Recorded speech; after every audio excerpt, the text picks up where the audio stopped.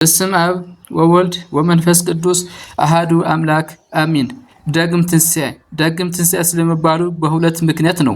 አንደኛ ቅድስት ቤተ ክርስቲያን ከትንሣኤ በኋላ የሚውለውን እሁድ ዳግም ትንሣኤ ብላ ሰይማ ታከብረዋለች።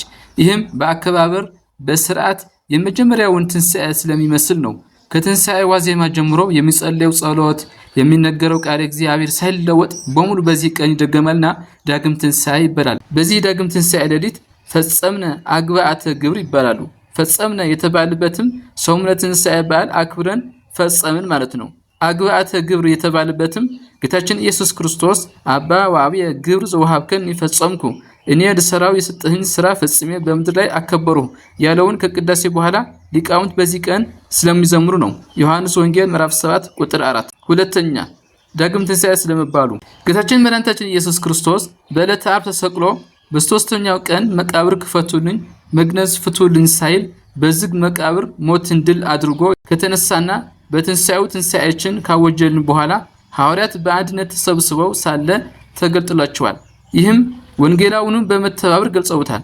በተለይ ቅዱስ ዮሐንስ ወንጌላዊ ያም ከሳምንቱ የመጀመሪያው ቀን በመሸ ጊዜ ደቀ መዛሙርቱ አይሁድን ስለፈሩ ተሰብስበው የነበሩበት ቤት ደጁ ቆልፈው ሳለ ጌታችን ኢየሱስ መጥቶ በመካከላቸው ቆመና ሰላም ለእናንተ ይሁን አላቸው። ይህም ብሎ እጆችና እጎኑን አሳያቸው። ደቀ መዛሙርቱም ጌታችን ባዩት ጊዜ ደስ አላቸው ይላል ዮሐንስ ወንጌል ምዕራፍ 20 ቁጥር 19 እስከ 20 በማለት ገልጾታል።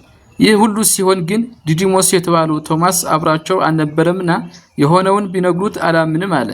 ይህም ወንጌላውኑ ሲገልጹት ጌታችን አየነው አሉት። እርሱ ግን የችንካሩን ምልክት በእጁ ካላየሁ ጣቱንም ወደ ቸነከረበት ካልጨመሩ እጄን ወደ ጎኑ ካላስገባሁ አላምንም አላቸው። ዮሐንስ ወንጌል ምዕራፍ 20 ከቁጥር 24 እስከ 25።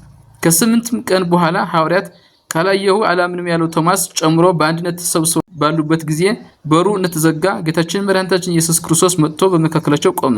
እንዲህም አላቸው፣ ሰላም ለእናንተ ይሁን።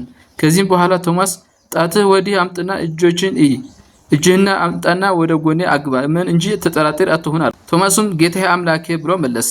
ጌታችን ኢየሱስ ክርስቶስም ስላየኸኝ አመን፣ ሲያዩ የሚያምኑ ግን ብፁዓን ናቸው አለው። ዮሐንስ ወንጌል ምዕራፍ 20 ከቁጥር 26 እስከ 29። በዚህ መሰረት ቅድስት ቤተ ክርስቲያን ይህን ዕለት ዳግም ትንሣኤ ብላ ሰይማ ስርዓቱን እንደ ትንሣኤው ትፈጽማለች፣ በድምቀት ታከብረዋለች። ወስብሐት ለእግዚአብሔር ወለወላዲቱ ድንግል ወለመስቀሉ ክቡር አሜን።